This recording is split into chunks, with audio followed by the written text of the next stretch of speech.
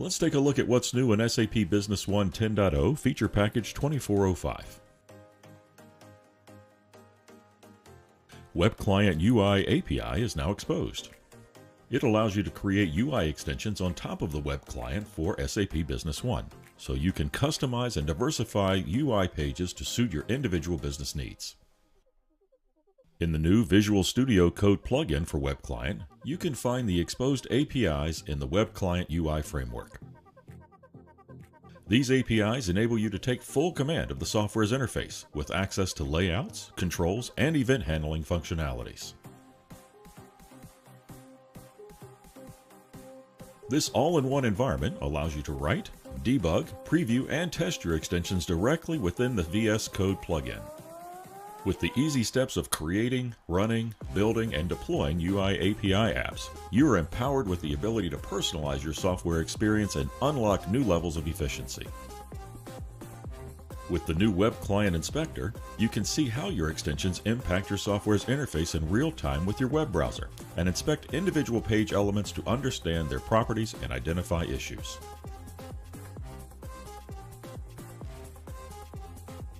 In sales, purchasing, and inventory, you can now include batches, serial numbers, and bin locations in relevant incoming and outgoing documents. In an incoming marketing document, you can create a batch or serial number directly in the document row.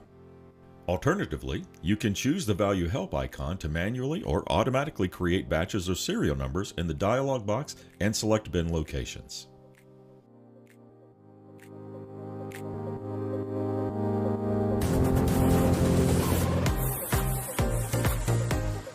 Likewise, in an outgoing marketing document, you can select batches, serial numbers, or bin locations directly in the document rows. Alternatively, you can choose the Value Help icon to manually select batches or serial numbers in the dialog box. Automatic selection is also available. It's carried out based on different sorting criteria. In the dialog box, you can also navigate across different document rows that require batches, serial numbers, or bin location allocations. In SAP Business One Web Client, the Configuration app in the Administration group is now enhanced with an easy-to-navigate menu structure for accessing new settings and object definitions. You can manage company details and settings, marketing document settings, app-specific settings, and various feature-specific settings directly in the web client. New definition pages are also available for managing different types of object data. Detailed definitions such as payment terms, cash discounts, and unit of measure groups are provided in both list and detailed views.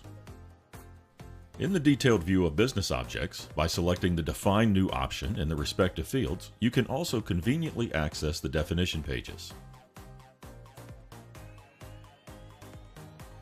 The Variance Report presents the contribution of each production component to the final production variance. The report has been extended to include a two-level view. You can drill down to see additional data for each component row. More fields such as issue type, source journal entry number, source document, and target document are included to provide a more detailed report.